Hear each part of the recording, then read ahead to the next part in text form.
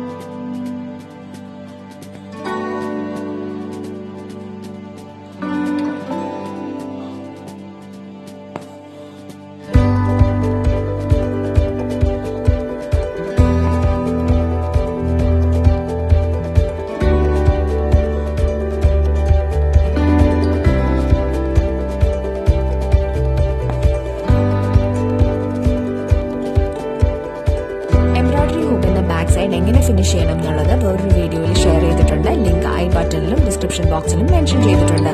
കണ്ടിട്ടില്ലാത്തവർ കണ്ടു നോക്കുക. For any clarification, please write in the comment section and press the like button to this video if this was useful. Thanks for watching.